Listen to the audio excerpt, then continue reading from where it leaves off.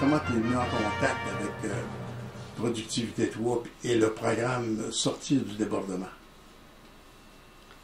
Ce que je dirais, c'est que ce qui m'a amené à vouloir accéder à ce programme-là, c'est l'écœurantite aiguë, je devrais dire, dans le sens qu'à un moment donné, on est tanné d'être dans la mélasse, puis de rebrasser les mêmes problématiques, puis d'avoir le sentiment qu'on s'en sort. Peut-être pas qu'on s'en sort pas, mais c'est que c'est le jour de la marmotte, hein. Ça revient toujours. Donc, il y a comme une stagnation à un moment donné qu'on ressent, puis avec la récession que vous avez dit là, qui nous a frappé,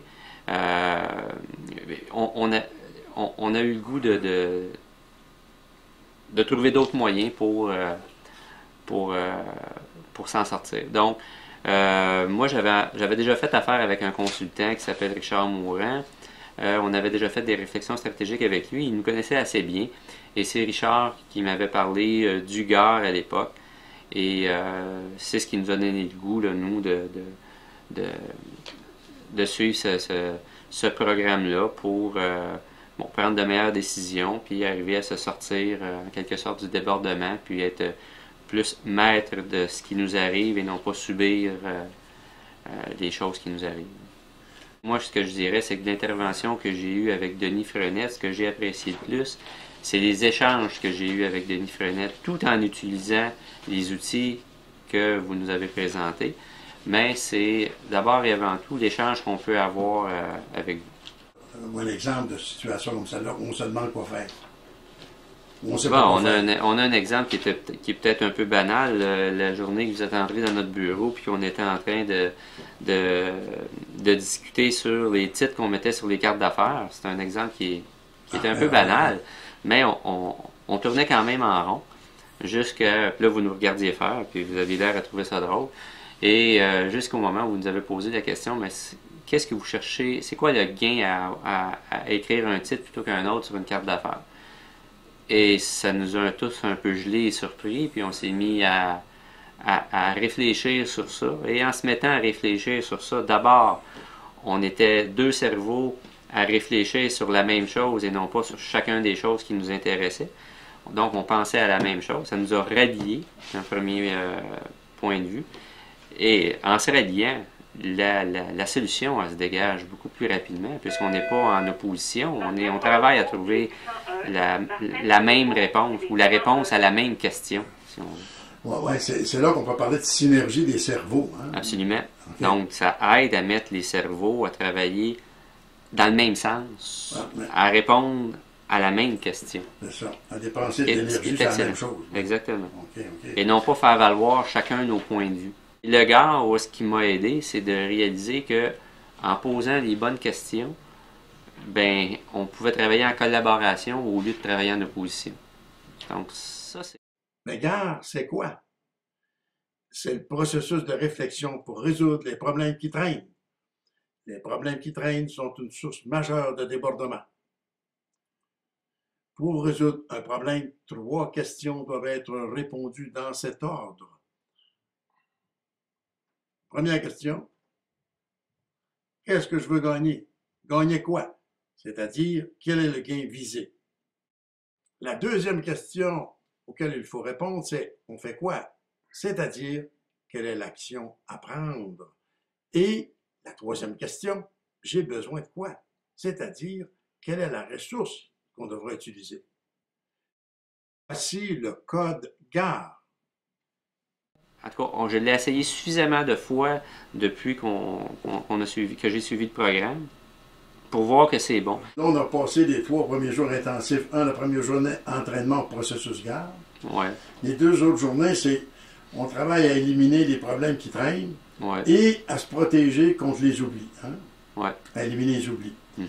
Donc, les 2 autres journées, c'était quoi votre feeling? Par quelle émotion êtes-vous passé à ce moment-là?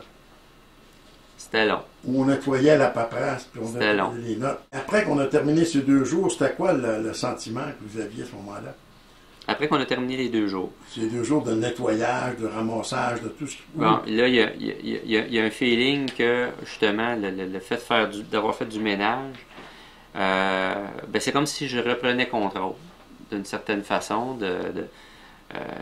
J'avais dans ma tête, j'avais plein de choses qui étaient comme égarées d'une certaine façon, ou qui me dérangeaient, sans trop le savoir même. Le fait d'avoir fait ce ménage-là, ben ça donne de l'énergie. Parce qu'on a le sentiment que bon, on a fait le tour, on a tout rassemblé nos choses, puis on accorde, ben, on a organisé les choses essentielles qu'on avait organisées, puis il n'y a pas rien qui traîne. Est-ce qu'il y a quelque chose qui vous a surpris durant l'intervention, dans le programme en question? Ben, sa simplicité.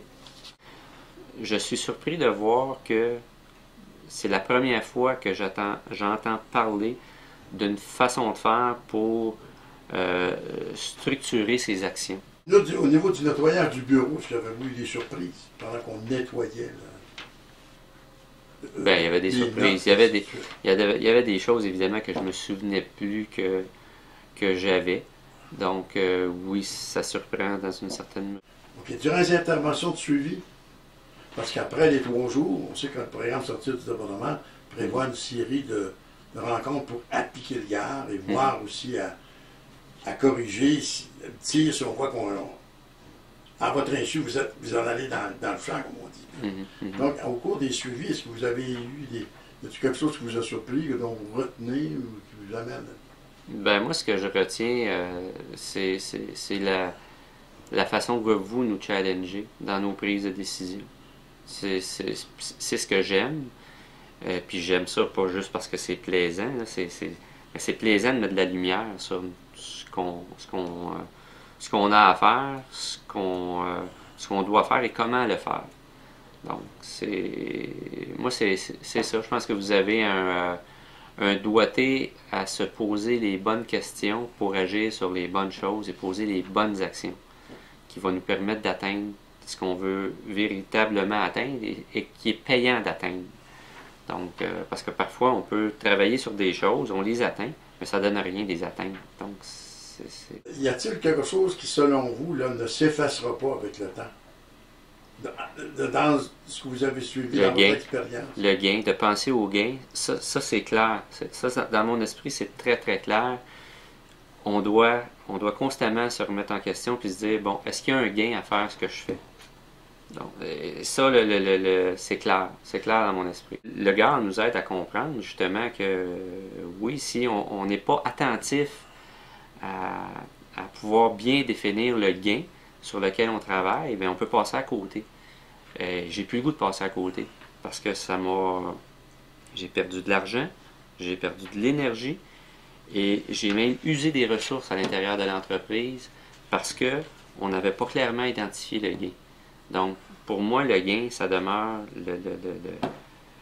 le pôle autour duquel on doit se rattacher. Puis je vous dirais que plusieurs fois, puis ça c'est un réflexe qui est depuis que j'ai eu la formation, puis depuis que j'ai le coaching de Denis Frenette, là, je me pose plusieurs fois la question à chaque jour. C'est quoi mon gain à faire cette action-là? Ouais. Est-ce que cette façon de travailler depuis 1 mois et demi, avez-vous l'impression que ça va contribuer à relever le défi que vous avez, c'est de réussir à vous concentrer sur le marketing pour en arriver éventuellement à choisir vos clients et vos mandats? Alors moi, j'en suis convaincu parce que, comme je disais tantôt, lorsque on n'identifie pas correctement le gain, on met beaucoup d'énergie à gauche et à droite. Donc, le fait d'identifier notre gain, j'ai pleinement confiance, si c'est bon pour moi seulement. Donc, si on arrive à étendre ça à l'échelle de l'entreprise, si on arrive à aussi aligner l'effort des ressources vers un même but, un même gain, puis évidemment, c'est plusieurs petits buts, là, on se comprend, ben, il va y avoir moins d'énergie dépensée. Moins d'énergie dépensée, ça veut dire plus d'efficacité. Puis plus d'efficacité veut nécessairement dire qu'on se dégage du temps autour de nous, puis on se dégage du temps pour justement aller chercher les contrats qui nous correspondent et non pas subir. Vous aviez un mot à dire à celui justement qui qui cherche une solution pour améliorer son sort de président. Mhm. Qu'est-ce que vous diriez à ce personnage-là?